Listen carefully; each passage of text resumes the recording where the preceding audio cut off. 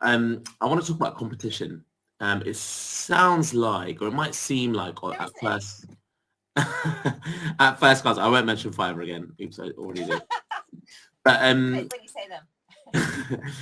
I mean, it seems like you shouldn't really have any competition, right? Maybe another artist that does similar kind of, personalized gifts as you do. Oh, I'm so glad you asked this, because it's giving me an opportunity to plug why mine's different. So if you go on Etsy or Not on the High Street, loads of people do pictures of families, but they're static. So they're always, they might have families walking, or they might have families lined up under a tree, or they're looking out for the camera and they've got different hats and you choose the beards, and they all look great, and they are great, but mine are all really dynamic. So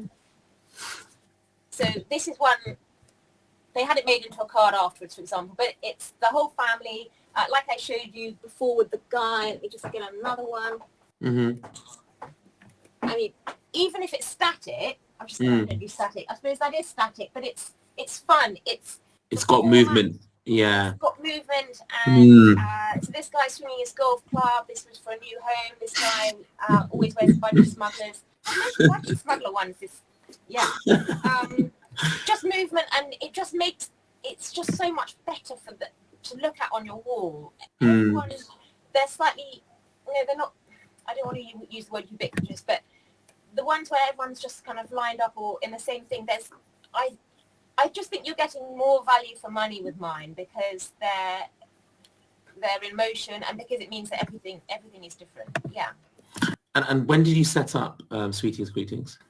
In 2012 was when I did that bunion. Congratulations on getting over a decade. That's an achievement as well. Oh my goodness! Yes. I should be on one of my sabbaticals or something. Isn't that what you do when you've been somewhere? Yeah, you're going to take a year off, and no one can get their gifts. I mean, over those 11 years, have you noticed any changes in the kind of consumer behaviors towards personalized gifts? I think it's just a constant, that more and more popular, I think. And I think now that people also are trying, we're much more aware of waste and of biomaterial things. I think actually my product is even more valued, because it's something that lasts forever. And once you've got it as a portrait, you can turn it into a fat set of Christmas cards for yourself, or you can get more prints if you've had it done for family. Also, the other thing is, sometimes people get taken away on, your parent, as an adult, your parents will take you and your children away on holiday, right, and to give them a drawing of that holiday memory and up on the wall. Yeah, I mean, it lasts forever. So I think, I've just noticed it getting more popular, I think. And like we've talked about, you get more confident and try more things. And so do you ever feel creatively that you ever get like the equivalent of a writer's block? You get a bit exhausted, like you mentioned the naked person in the champagne glass. I love that. I just, that immediately I could see it.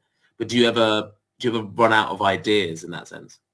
I never run out of ideas. And like I said earlier, the awful thing is, it's because it's just me. There's no one to tell me my ideas are rubbish. So I'm convinced, they're all gold. My children are good critics, and they can say, and often. So I'm doing a big coronation piece for the school in Windsor, and I've drawn Prince Charles, and you say, who's this to people, and they have no idea. So it's bad. It doesn't let anything like him. And my mum will say, I'm sorry, darling, I don't know who that is. She'll have said, is it the electrician? Is it? She doesn't do that. But just, yes. And sorry, you were saying about writer's block. Sorry, I interrupted. But you were saying about writer's block. The hardest mark to make is the first one, and then then you're away. But yeah, it hangs over me. Every single commission, of course, hangs over me. I think as soon as someone wants to pay for something, you're instantly sort of tense and rigid. Whereas if you're doing it for free, if I'm just doing something because I thought of it myself, I'll just dash it off. It's no problem. And then they say, oh, I need that, but I need it bigger, and this time I'm going to pay you. Like, yeah. Okay. And is there any new kind of trends or opportunities you see where the industry is moving and you might be able to do kind of more occasions or do it in a different way?